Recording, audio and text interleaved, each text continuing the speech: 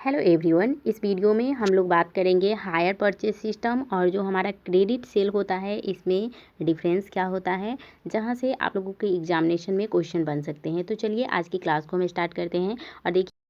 कि मैंने प्रीव्यू और साथ ही इसके डिसएडवांटेज को भी हम लोगों ने देखा था और वहाँ से भी आप लोग अपना कॉन्सेप्ट जो है वह क्लियर कर सकते हैं। ठीक है, वहाँ से भी आप लोगों के क्वेश्चन देखने को मिलेंगे। तो चलिए आज की क्लास को हम स्टार्ट करते हैं। देखिए किराया क्रय पद्धति और जो क्रेडिट सेल होता है इसमें क्या अंतर होता है। तो देखिए जो हमारा हायर परचेज सिस्टम होता है इसमें स्वामित्व का यानी कि जो ऑनरशिप होता है उसका हस्तांतरण जो है वह अंतिम किस्त यानी कि लास्ट इंस्टॉलमेंट चुकाने के बाद होता है। वहीं पे जो क्रेडिट सेल होता है इसमें ऑनरशिप का हस्तांतरण जो होता है वह किसी भी गुड्स को क्रय करने के अनुबंध जब होता है उसी समय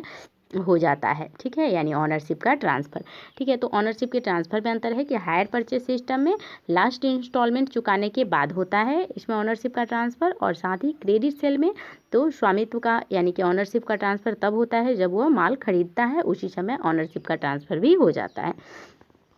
साथ ही जो हायर परचेज सिस्टम है उसमें क्रेता ने किसी किस्त का भुगतान अगर नहीं किया है तो विक्रेता उसे माल वापस ले सकता है। ठीक है, और अदर डे के लिए भी जो है वह दावा कर सकता है, यानी कि जो आउटस्टैंडिंग उसका जो लायबिलिटी है उसके लिए भी वह क्लेम कर सकता है। और साथ ही यदि क्रेता जो है वह किसी भी इंस्टॉलमेंट का यदि पेमेंट नहीं किया है तो विक्रेता जो है उससे माल वापस ले सकता है। वहीं पे जो क्रेडिट सेल है इसमें क्रेता ने क्रय मूल्य या फिर इसके किसी अंश का भुगतान यदि नहीं किया है तो विक्रेता माल वापस नहीं ले सकता है, परंतु वह अदत्त मूल्य के लिए जो है वह दावा कर सकता है, यानी कि जो भी आउटस्टैंडिंग उसका जो भी प्राइस है उसके लिए जो है वह क्लेम कर सकता है। वहीं पे जो हमारा हायर परचेज सिस्टम होता है इसमें अंतिम किस्त के भुगतान करने के पहले यदि किसी भी समय क्रेता द्वारा माल गिरवी रखा जाता है या फिर बेचा जाता है तो यह दूसरा व्यक्ति जो होता है इस माल पर श्रेष्ठ मतलब उसका जो ऑनरशिप होता है वह नहीं होता है। अब देखिए यहाँ क्या कहा जा रहा है कि जैसे हायर परचेज सिस्टम में जो बायर है, ठीक है, वह माल खरीद लेता है और माल खरीदता है कि उधार माल खरीदा और चूंकि उसे इंस्टॉलमेंट चुकाना है और अभी जो है वो अंतिम इंस्टॉलमेंट नहीं चुकाया है सेलर को, और ऐसे में क्या किया कि उसने जो माल खरीदा है सेलर से वह किसी दूसरे व्यक्ति को गिरवी रख दिया, तो यह उसका अधिकार नहीं है। और साथ ही यदि वह दूसरे व्यक्ति को माल यदि रखता है उधार तो क्या होगा कि इसमें ऑनरशिप भी उसको ट्रांसफ़र नहीं होगा। ठीक है, वहीं पे जो उधार बिक्री होता है इसमें क्रेता जो है यदि माल का पूर्ण भुगतान करने के पहले किसी भी अन्य व्यक्ति को इसे बेचता है या फिर गिरवी रख देता है तो दूसरा व्यक्ति इस माल पर जो है वह श्रेष्ठ अधिकार प्राप्त कर लेता है। अब देखिए जो क्रेडिट सेल होता है उसमें क्या होता है कि जैसे इसमें क्रेडिट सेल में कोई क्रेता है और वह माल को खरीद लिया, ठीक है, और उसका भुगतान नहीं किया लेकिन वह अन्य व्यक्ति को इसको बेच दिया या फिर गिरवी रख दिया, तो दूसरा व्यक्ति जो होता है यानी कि जिसको वह माल बेचा है उसका जो है ऑनरशिप जो है वह उसको प्राप्त हो जाता है। ठीक है, उसके बाद देखिए इसमें मूल्य का भुगतान जो है यानी कि जो हमारा हायर परचेज सिस्टम होता है इसमें मूल्य का भुगतान जो है वह निर्धारित किस्तों में किया जाता है। ठीक है, यानी कि निर्धारित किस्त होता है उसी किस्त में किया जाता है। लेकिन जो क्रेडिट सेल होता है, ठीक है, क्रेडिट सेल में क्या होता है कि इसमें अधिकतर मूल्य का भुगतान जो होता है इकट्ठा राशि में कर दिया जाता है, यानी एक बार कर दिया जाता है, परंतु क्रेता और जो विक्रेता होता है वह समझौते के अनुसार अन्य प्रकार से भी किया जा सकता है, यानी कि क्रेता और विक्रेता के बीच जो समझौता हुआ है उसके अनुसार भी किया जा सकता है। ठीक है, तो आप लोगों ने देखा कि मूल्य का भुगतान में भी जो हायर परचेज सिस्टम है और क्रेडिट सेल है इसमें अंतर होता है कि हायर परचेज सिस्टम में मूल्य का भुगतान जो है वह किस्तों के आधार पे होता है, वहीं पे जो भी निर्धारित किस्त है उसके आधार पर होता है, लेकिन वहीं पे क्रेडिट सेल में क्या होता है कि भुगतान एक बार हो जाता है और जो भी बायर है सेलर है या फिर उनके बीच जो भी समझौता हुआ है उसके आधार पे जो है वो जो क्रेडिट सेल है उसका भुगतान किया जाता है। उसके बाद देखिए उसके बाद है कि जो हायर परचेज सिस्टम है इसमें मूल्य का भुगतान जो है वह तिमाही, छिमाही या फिर वार्षिक जो भी निर्धारित समय है उस पर किया जाता है। वहीं पे जो हमारा क्रेडिट सेल होता है इसमें मूल्य का भुगतान जो है समझौते के अनुसार कभी भी किया जा सकता है।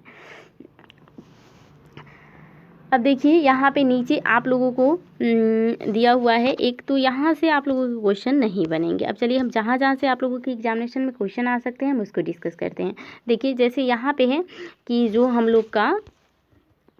एक मिनट, हाँ, आप लोग देखिए जैसे कि इसमें कैलकुलेशन ऑफ द इंटरेस्ट, यानी कि हम लोग हायर परचेज सिस्टम में कैसे कैलकुलेट कर सकते हैं इंटरेस्ट को। तो देखिए जब किस्त का भुगतान करेंगे, यानी जब भी हम इंस्टॉलमेंट का भुगतान कर रहे हैं उस समय क्या करेंगे कि जो भी ब्याज की राशि, जो भी ब्याज की दर है, ठीक है, जो भी इंटरेस्ट रेट है उसी अवधि का ब्याज निकाला जाएगा जिसमें किस्तों का भुगतान किया जाता है। यानी कि केवल उसी अवधि का ब्याज निकाला जाएगा जिसमें किस्त का जो है यानी इंस्टॉलमेंट का भुगतान किया जाता है। जैसे यदि किस्तों का भुगतान जैसे मान लीजिए तिमाही किया गया है, ठीक है, या फिर 3 माह, तो ब्याज जो है वह 3 माह का निकाला जाएगा। और यदि किस्तों का भुगतान 6 माह का किया गया है तो 6 माह ही। इसी तरह से यदि वार्षिक किया गया है तो वर्ष भर का ब्याज जो है निकाल लिया जाएगा, ठीक है। जैसे मान लीजिए कि किस्त का भुगतान जो है,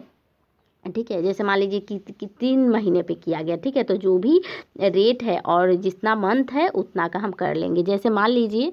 ठीक है, जैसे मान लीजिए कि आप लोगों का 4,000 रुपया इंस्टॉलमेंट देना है, इस पर इंटरेस्ट रेट मान लीजिए 6% है और तिमाही है, ठीक है। तो ऐसे करके हम लोग इसका इंटरेस्ट रेट जो है वो निकाल लेंगे, ठीक है। उसके बाद देखिए किस राशि पर ब्याज निकाला जाएगा। तो यदि किराया क्रय जो हमारा इंस्टॉलमेंट, जो हमारा हायर परचेज सिस्टम है उसके समय जो है वह क्रेता ने प्रथम किस्त की राशि विक्रेता को दी है, ठीक है। यदि मान लीजिए कि कोई क्रेता है और वह फर्स्ट इंस्टॉलमेंट जो है वो विक्रेता को दी है, तो संपत्ति के नकद मूल्य में से, ठीक है, यानी कि संपत्ति का जो नकद मूल्य है इस राशि को घटाने के बाद शेष राशि पर द्वितीय किस्त की देय तिथि पर ब्याज निकाला जाएगा। अब देखिए यहाँ क्या कहा जा रहा है कि मान लीजिए कि कोई बायर है,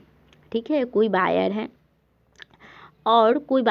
और उसने फर्स्ट इंस्टॉलमेंट दिया है, ठीक है, फर्स्ट इंस्टॉलमेंट दिया है और फर्स्ट इंस्टॉलमेंट की राशि किसको दिया है, तो वह सेलर को दिया है। तो संपत्ति का जो भी नकद मूल्य होगा, मान लीजिए कि संपत्ति का नकद मूल्य है 60,000 रुपया, ठीक है, तो संपत्ति का जो भी नकद मूल्य में से जो है इस राशि को घटाने के बाद, यानी कि जो भी इंस्टॉलमेंट, मान लीजिए उसने इंस्टॉलमेंट पेड किया 10,000 रुपया, ठीक है, तो 10,000 रुपया इंस्टॉलमेंट पेड किया, तो इस राशि को घटाने के बाद यानी कि जो भी शेष राशि, यानी जो हमारा 50,000 रुपया आता है, इस पर अब द्वितीय जो किस्त होगा उसकी देय तिथि पर ब्याज निकाला जाएगा। यानी कि फर्स्ट इंस्टॉलमेंट में दे दिया तो उसका जो कैश प्राइस है उसको घटा देंगे, फिर ये 50,000 रुपया पे निकाला जाएगा, फिर सेकेंड इंस्टॉलमेंट दे दिया जाएगा, तो फिर ऐसे करके लास्ट इंस्टॉलमेंट तक उसको 60,000 रुपया जो है वो चुका देना होता है,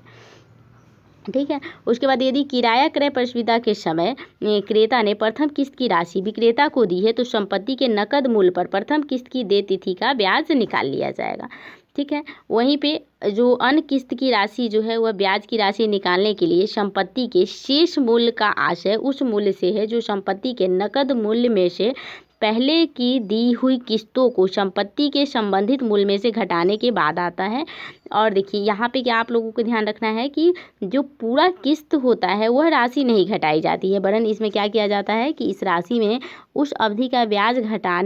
घटाकर बचने वाली राशि ही घटाई जाती है, ठीक है, यदि किस्त में ब्याज शामिल की जाती है तो अभी हम लोगों ने जैसे देखा कि इंस्टॉलमेंट का कैसे निकाला जाता है वही बात यहाँ भी दिया हुआ है, ठीक है। अब देखिए अब जो इंटरेस्ट होता है, ऐसे देखिए आप लोगों को इंटरेस्ट निकालना नहीं पूछा जाएगा, लेकिन हाँ जर्नल एंट्री पूछा जा सकता है, ठीक है। लेकिन अगर मान लीजिए कि इंटरेस्ट निकालना भी पूछा जाए तो आप लोग निकाल लीजिएगा, ठीक है। जितना भी कैश पेमेंट रहेगा, यानी जितना भी कैश है उसका, उसमें से जो भी इंस्टॉलमेंट चुकाएगा उसके बाद जो भी पैसा बचेगा उस पर इंटरेस्ट रेट निकल जाएगा। उसके बाद देखिए ब्याज का लेखा कैसे करेंगे, इसमें तो देखिए देय होती है उस समय किस्त की जितनी राशि ब्याज की होगी उस ब्याज खाता को डेबिट और जो विक्रेता खाता है उसको क्रेडिट किया जाएगा। जैसे मान लीजिए कि ब्याज खाता यानी इंटरेस्ट अकाउंट क्या होगा, डेबिट होगा, तो हायर वेंडर अकाउंट हो जाएगा, ठीक है। और यदि मान लीजिए कि वर्ष के अंत में ब्याज की राशि को लाभ हानि खाते में हस्तांतरित करने पर यानी ट्रांसफ़र करने पर ब्याज खाता बंद कर दिया जाता है। तो जैसे मान लीजिए कि जब अंत में किस्तों का भुगतान किया जाएगा, ठीक है, यानी लास्ट में जो किस्त का भुगतान किया जाएगा तो उसमें क्या होगा कि profit and loss account debit हो जाएगा, ठीक है, प्रॉफिट एंड लॉस अकाउंट में ट्रांसफ़र कर देंगे और टू इंटरेस्ट अकाउंट हो जाएगा, ठीक है। तो यह 2 एंट्री आप लोगों को ध्यान में रखना है कि जब वो फर्स्ट इंस्टॉलमेंट पेमेंट करेगा तो interest to hire vendor account होगा, ठीक है। उसके बाद जब वो लास्ट इंस्टॉलमेंट करेगा तो प्रॉफिट एंड लॉस अकाउंट में इंटरेस्ट की राशि को ट्रांसफ़र कर देंगे, ठीक है। उसके बाद देखिए चलिए आज की वीडियो में हम इतना ही रहने देते हैं। अब नेक्स्ट वीडियो में जो भी कुछ इंपॉर्टेंट टॉपिक होगा उसको आप लोगों के साथ डिस्कस करेंगे, ठीक है। तो आज की वीडियो में इतना ही, तो अब मिलते हैं हम नेक्स्ट वीडियो में, तब तक के लिए थैंक यू वेरी मच।